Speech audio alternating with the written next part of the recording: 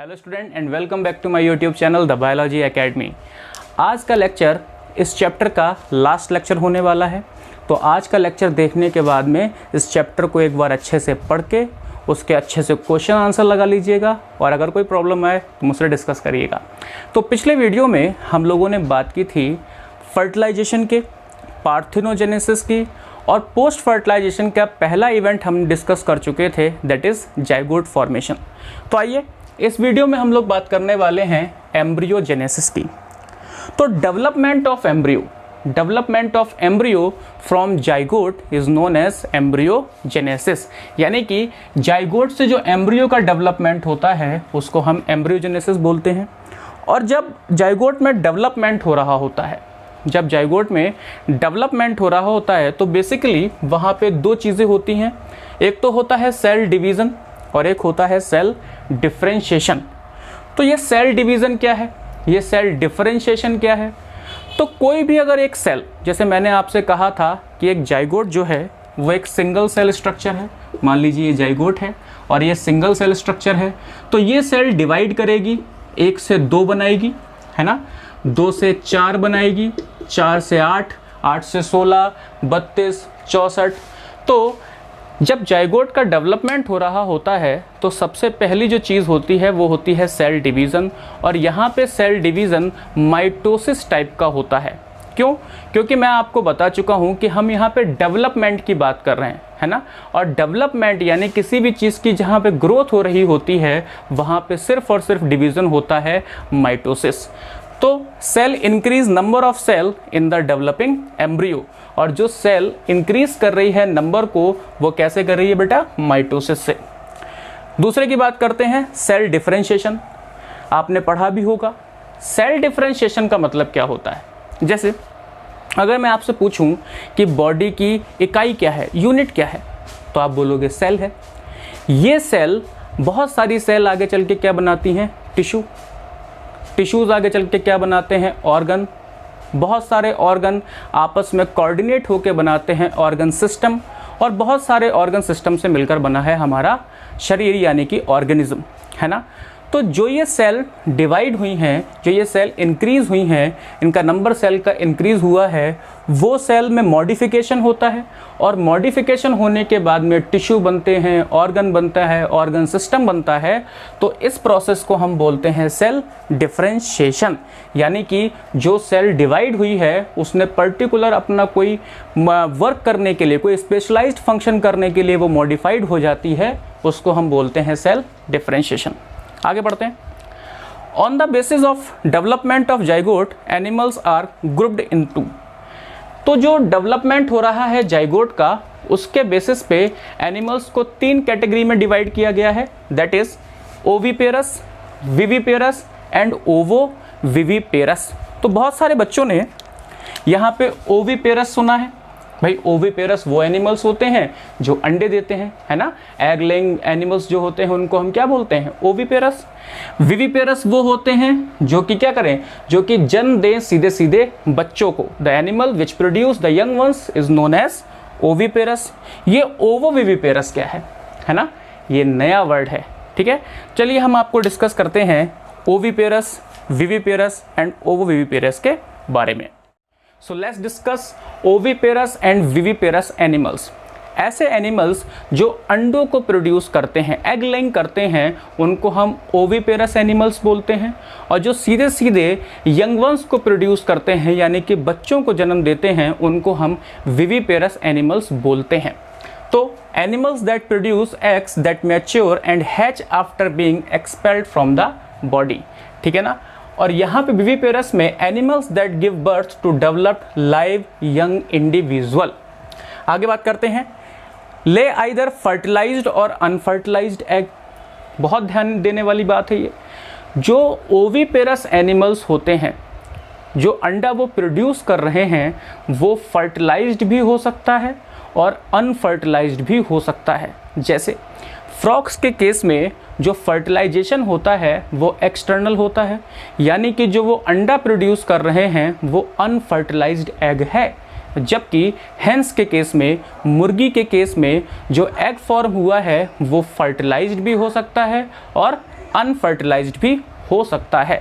जैसे अगर मुर्गी ने मेटिंग से पहले अंडा दिया है, ठीक है ना, तो जो एग प्रोड्यूस होगा वो अनफर्टिलाइज्ड होगा, और अगर मेटिंग के बाद अंडा दिया है तो जो एग प्रोड्यूस होगा वो फर्टिलाइज्ड एग होगा।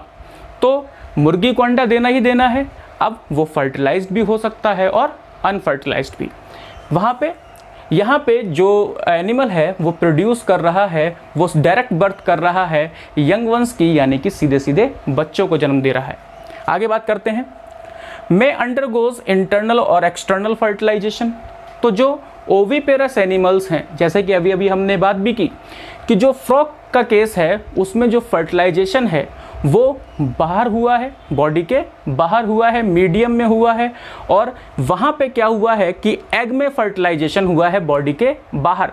तो ओविपेरस एनिमल्स में जो फर्टिलाइजेशन है वो एक्सटर्नल भी हो सकता है और इंटरनल भी हो सकता है, जबकि विविपेरस ऑर्गेनिज्म में जो फर्टिलाइजेशन है वो हमेशा इंटरनल ही होगा। आगे बात करते हैं, development of zygote occur outside the female, है ना। तो जो डेवलपमेंट है जाइगोट का, क्योंकि जो एग है वो तो उन्होंने लेआउट कर दिया, यानी कि एग को उन्होंने दे दिया है। अब उस एग के अंदर जो एम्ब्रियो है, उस एग के अंदर जो एम्ब्रियो है वो डेवलप हो रहा है आउटसाइड द बॉडी, और जबकि यहाँ के इस वाले केस में जो डेवलपमेंट होता है जाइगोट का वो होता है inside the body of female. आगे की बातें डिस्कस करते हैं इसमें। तो बात करते हैं कुछ और डिफरेंसेस के बारे में बिटवीन ओविपेरस एंड विविपेरस। तो जो ओविपेरस एनिमल्स हैं, embryo receive nutrient from the yolk, and viviparous में जो ऑर्गेनिज्म है वो न्यूट्रिशन रिसीव करता है बेटा कहाँ से, मदर से। ये चूंकि डेवलपमेंट इनका मदर की बॉडी के बाहर हो रहा है, तो इसलिए जो कुछ भी न्यूट्रिशन लेते हैं ये कहाँ से लेते हैं बेटा, यॉक से लेते हैं, जबकि इनका डेवलपमेंट मदर की बॉडी के अंदर हो रहा है, तो जो कुछ भी न्यूट्रिशन मिल रहा है वो मदर की बॉडी से ही मिल रहा है। आगे बात करते हैं, the chance of survival are less. जो ओविपेरस एनिमल्स हैं उनके सर्वाइवल के चांस जो होते हैं वो कम होते हैं, जबकि विविपेरस एनिमल्स के सर्वाइवल के चांस ज़्यादा होते हैं। क्यों होते हैं? तो देखिए सर, ओविपेरस जो एनिमल्स हैं, जो अंडे हैं उनको प्रेडेटर खा सकते हैं। अंडे तो आप भी खाते ही हो ना। तो जो ओविपेरस एनिमल्स हैं तो बेटा प्रेडेटर अंडे खा सकते हैं, जबकि यहाँ पे मदर की प्रोटेक्शन में है, डेवलपिंग एम्ब्रियो, तो यहाँ पे उसको प्रोटेक्शन ज़्यादा मिलता है। दूसरी चीज़, जब यहाँ पे ये बाहर क्योंकि ये डेवलप हो रहा है, तो हो सकता है इन्वायरमेंट सुटेबल ना हो सकता है अनफेवरेबल कंडीशन की वजह से, कभी कभार देखा है ना एग ब्रेक भी हो जाता है, तो यहाँ पे प्रॉपर हो सकता है कि उसका डेवलपमेंट अच्छे तरीके से ना हो पाए, जबकि यहाँ पे अगेन उसको प्रोटेक्शन माँ दे रही है, तो यहाँ पे डेवलपमेंट उसका अच्छी तरीके से हो पाएगा, है ना। चलिए यहाँ पे बात करते हैं, एग्जाम्पल हैं birds, reptiles, amphibian, most fishes and insect, और यहाँ पे हैं most mammals, not all mammals, most mammals. और कुछ ऐसे भी मैमल्स होते हैं जो कि अंडे देते हैं, और नाम आप जानते ही हैं, बहुत ही फेमस है, ऑर्निथोरिंकस, जिसको हम डक बिल प्लेटिपस भी बोलते हैं। अब यहाँ पे हमारा बहुत ही इंपॉर्टेंट, व्हाट इज ओवोविविपेरस।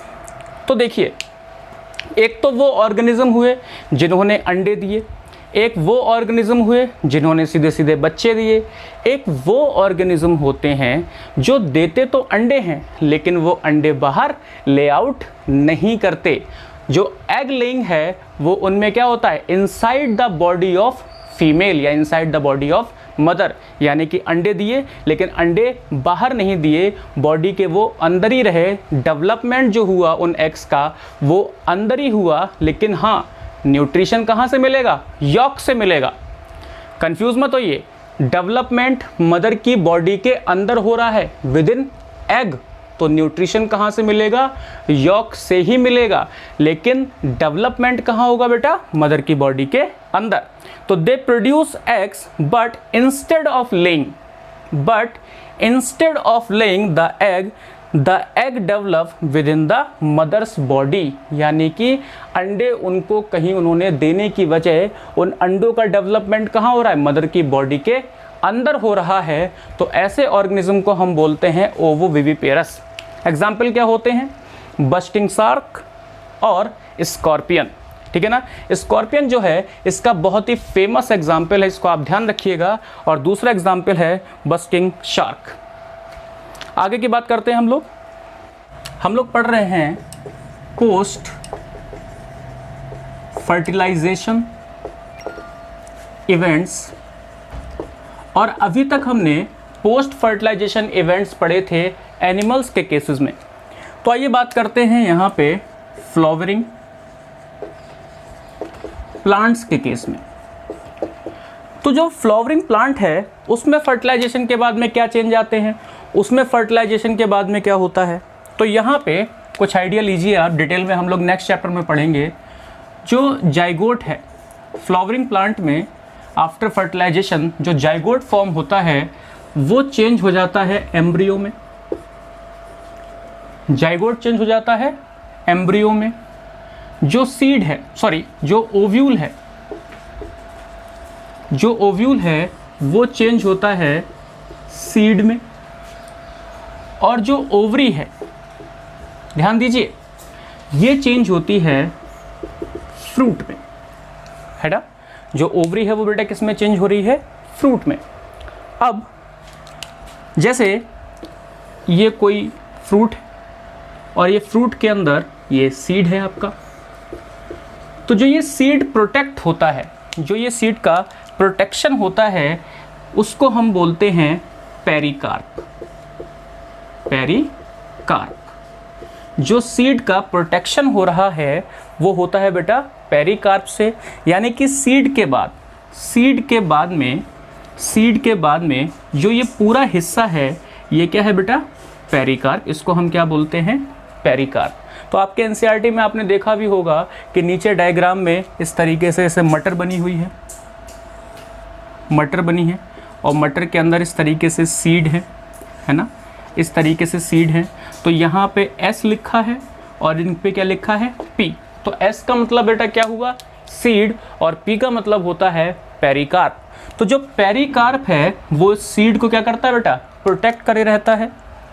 और ये पेरिकार्प 3 पार्ट्स में डिवाइड होती है। जो पेरिकार्प की लेयर है वो 3 पार्ट्स में डिवाइड होती है। जो सबसे आउटर मोस्ट लेयर है उसको हम बोलते हैं एपिकार्प, जो कि नॉर्मली कलर्ड होती है। जो मिडिल वाला है उसको हम बोलते हैं मीजोकार्प, जो कि नॉर्मली फ्लैशी होता है, जो हम लोग खाते हैं वो वाला पार्ट। और जो नीचे सबसे स्टोनी पार्ट कभी कभार हम देखते हैं उसको हम बोलते हैं एंडोकार्प, है ना। और एपिकार्प, मीजोकार्प और एंडोकार्प को हम एक साथ बोलते हैं क्या, पेरिकार्प।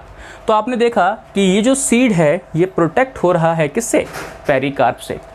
जिस तरीके से एनिमल्स के केस में जो एग था वो प्रोटेक्ट हो रहा था कैल्सिरेशियस कवरिंग से, यानी कि कैल्शियम कार्बोनेट की कवरिंग से, जिसको हमने बोला था क्या, एग कवर। तो हमारे चैप्टर ख़त्म हो चुका है।